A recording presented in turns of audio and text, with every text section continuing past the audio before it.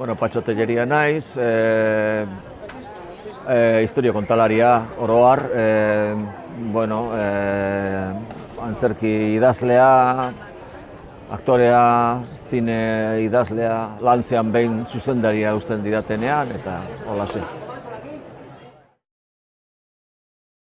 Bueno, nire lana hain zuzen ere, lehenago esan dudan bezala, historia kontatzea da. Hau da, hori da nire sena, hori da nire gogoa, historia kontatu, molde batean edo bestean, gehienetan antzerkiaren bidez, lantzean behin zinemaren bidez edo telebistaren bidez aspaldi batean, orain aspaldi batean, eta gehienetan komediaren bidez, naiz eta ez baztertu beste generoak, ez? Komedia, uste dute, iruditzen zaidala ideiak espresatzeko modu oso interesgarria, eta gertatzen da historiaren arabera, batzutan gaiak berak eskatzen dit komedia baztertzea eta beste genero batean mugitzeako, drama edo dena delakoa. Zer eskaintzen diedan, nire bizitzaren edo nire imaginazioaren zatitxo bat, hori eskaintzen diet. Aldudalarik jendearen arreta neure ganatu nahi dut, adi egon, eta entzun momentu batez, ordu betez, isilik egon eta entzuidazu zerbait kontatu nahi dizudalako, ez? Zer kontatzen dudan batzutan, lehenago esan dudan bezala, irria sortzea beste helbururik ez dauka, eta beste une batzuetan, nolabait emozioa piztu edo lantzean behin, baina pretensio handirik gabe ez naizelako filosofoa edo tesigilea, lantzean behin buruari buelta txiki bat ere ematea.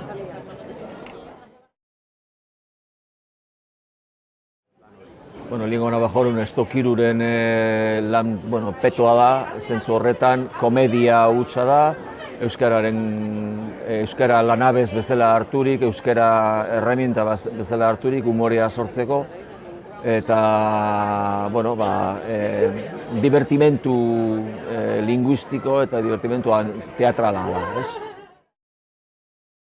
Zergatik Jamil guztiz bestelako estiloa dauka, zentzu horretan, hau euskaraz egina da, idatzia dago, baina gaztelaniazko bertsioa ere badago, edo edozein hizkuntzatan konta daiteke eta edozein tokitan konta daitekeen historio bada, hain zuzen ere. Kasu honetan ez da bat ere komedia, historio dramatikoa da, eta prejuizioak eta arrazismoa eta prejuizio etnikoak eta eutanasia ditu gai nagusitzat. Tabernaria laborategiko historio bada, hau da, nik aspalditik lantzean behin ikusi dut zineman eta esperimentuak, historioak denbora irauli eta beste modu batez kontatzeko aleginak, ez? Eta nik kasu honetan antzerkian froga hori egin nahi nuen, ez? Historio bat kontatu, formalki oso esanguratsua da, formalki izan nahi dut, zentzu horretan denboran atzera egiten dudalako, historia bukatu egiten da, hasi da bukaerarekin, eta bukatuko da hasierarekin, ez? Guztiz denboran atzera egiten dugu denbora guztian. Hori da formalki kontatzen dudana. Eta gero, noski, historia batean ezin duzu azalean edo egituran geratu edo ezin duzu horrekin konformatu, historia bat kontatu behar duzu. Kasu honetan, historia honetan kontatzen da tabernari baten historioa, amodiozko historioa da, baina batez ere hor kontatzen da lekua galdu duen pertsona baten historioa. Kasu honetan, bueno, desegituratze industrial eta horretan lanaren zentzua galtzen den horretan lanik gabe geratuko den norbaiten historioa da, ez? Bueno, idazten hasi baino lehen antzezten hasi nintzen. Maskaradan hasi nintzenean, duela urte asko, 84ean edo 85ean. Eta horra sartu nintzen maskaradan antzezle bezala. Handik 4-5 bat urtera hasi nintzen nire pinituak egiten, hango maskaradan bertan antzerki moldaketa batzuk egiten eta bat. Dena den nik baneukan, eta hori esan nire memorian enterratuta zegoen eta ez nuen gogoratzen, baina gero gogoratzen hasi nintzenia 10-12 urtekin antzerkiak idazten nituela. Osea, nik nire antzerki txolanak idazten nituen etxean eta neuretzako nire arreba bati irakurtzen dizkion eta esan dut, badirudi joera hori baneukala, baina Bilbo ilun eta zatar horretan non arteak ez zeukan inolako tokirik, hori galdu egin duen, ahaztu eta karrera bat egiten hasi nintzen, inolaz ere imaginatu gabe antzerkitik bizi zitekenik edo antzerkira norbait dedikatu zitekenik, mundu honetan Bilbon ez nuen ezagutzen, inor, eta orduan horregatik, nolabaiteko joera hori enterratuta egon zen, harik eta kasualidade bategatik maskaran sartu eta hor, haziari ura bota eta hazia sortu zen, ez?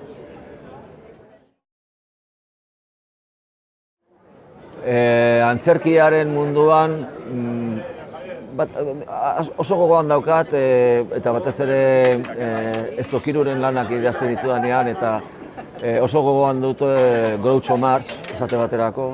Groucho Marxek zeukan lotxagabetasun hori, ausardia hori, edo zer, nik bere larruan sartzen saiatzen naiz, jokatu zaizu lotxagabe izaten, eta zentzu horretan, nik uste eragina daukela egin nuen lehenengo antzerki moldaketa, hain zuzen ere Marx anaien testuekin egin nuen, irratiko testuekin, Marx Karada antzeslana egin genuenean hori izan zen, eta beraren gandik asko ikasi nuen, Dario Fo, esango nuke ere bai, hori hastapenak, David Mamet, eta zinean, urrun sentitzen bainaiz ere, Cohen anaien idazteko modua ere asko maite dut. Etxean, edozein ordutan, ez dakat inolako errutinarik, oso anarkikoa naiz. Lehenago asko idazten nuen gauez, gero aldatu nuen. Askotan goizez, beste batzutan arratsaldez, ez dakat inolako errutinarik, eta gutxitan egiten badut ere, asko gustatzen zait tabernetan eta horrelako tokietan idaztea, ematen du konzentratzeko zaila dela, baina niri alderantzizkoa gertatzen zait. Taberna batean hango zarata eta burrunbilarekin nire barruan sartzen ez eta errez konzentratzen ez. Gehien kostatzen zaidana da hastea. Ez bakarrik esaten denagatik folio txuriaren ikara horregatik. Nire bizimoduan eta nire ofizioan zoritxarrez edo zorionez ez dakit lan asko egin behar ditut, lan desberdin asko egin behar ditut. Eta askotan gauza asko batera egin behar izaten dut, ez? Eta lan bat utzi eta beste bat hastea horrek beti gertatzen zait horrelako, utxune bat, geldialdi bat, batzutan egun bateko geldialdia da, baina izan dute gaztebeteko geldialdia, non izarrei begira geratzen naiz ordenagailuaren aurrera jo ezinik, berotu arte ez, kostatzen zait berotzea. Historiarekin, eta naiz eta lehenago baztertu edo utzi dudan eta berriro berreskuratzen dudan lan bat izan arren askotan, kostatzen zait berriro historian murgiltzea. Hain zuzen ere horregatik, ez dakit, idazle unitarioa banintz, esan dute, gauza bat hasi eta bukatu arte utziko lukeena, berbada nuke ezagutuko hori, baina hori gertatzen zait, ez? Aniztasun horrek gauza onak ditu, pentsatzen dut, baina zaila egiten zait, inertzia hartzea, ez? Hasierako pedaladak asko kostatzen zaizkit. Bueno, ez da askotan gertatzen, baina zeren idazten duzunean, nik gutxienez oso kritikoa naiz nire buruarekin eta oso ezkorra edo eszeptikoa. Baina lantzean behin oso gutxitan gertatzen da, badakit une honetan idazten ari naizena ona dela.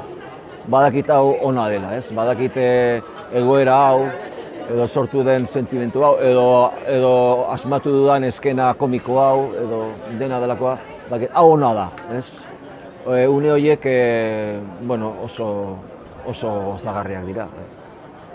Inoiz ere okertu naiz, Eta alderantziz, bat ere ontzat ematen ez nuen ideiaren bat, behar bada gero denborarekin ona zela ikusi da, ez?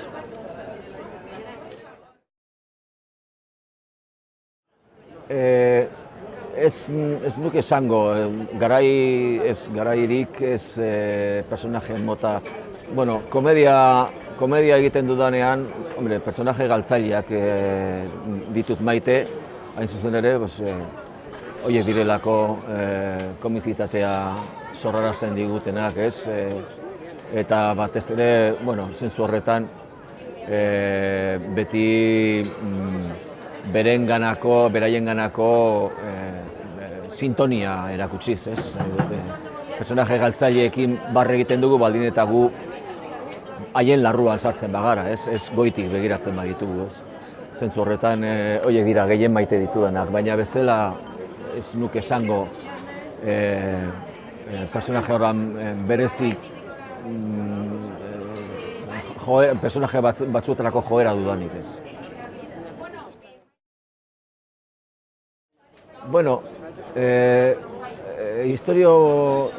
Historio bakoitzean niretzako beti zailena, importanteena, aberatsena ideia da, sorburuko ideia.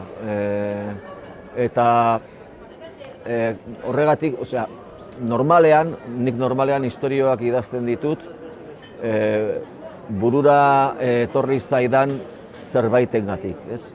Askotan ametsetan, askotan ohean, edo ametsetan edo erdi ametsetan, erdi ametsetan olako gaubila horietan bururatzen zaizun ideia bat, batzutan historia askoren sorburua izan dira, ez? Bestela, esate baterako, Estokiruren saga honetan, bosgarren emanaldia, bosgarren antzeslana atera dugu ja, Estokirurekin, eta oraindik ere, orain beste bat egin behar dugu, saga bat da, ez, zentzu horretan. Hor alegin bat egin behar dut, zer ja, enkargoa badatorkit, urrengo bat egin behar dut, eta orduan ja nire burua fortzatu behar dut, ideia bat sortzeko, eta zentzu horretan zaila da, zeren, badakizu ideia bat sortu behar duzuela, baina ideiak ezin dira behartu, ideiak ez dituzu hartzen ideak datoz, ez? Ezin duzu zuk ideiaren gana joan, bakarrik egin alduzun bakarra da une egokian egon, toki egokian, ez? Eta antena jarrita egon ideia etortzeko. Baina ideia ez dudan bitartean ez dut idazten. Ez naiz inoiz lan bat egiten hasi. Esan, bueno, gara bateatzen hasiko naiz eta aber zera ateratzen zaidan, ez? Ez dut inoiz hori egin, ez dakit inoiz egingo da, baina susmoa daukat ez dela ondo aterako. Asko gustatu azkeneko urteetan ikusi dudanen artean, asko gustatu zen Errautsak esate baterako, lan duina zela iruditu zait.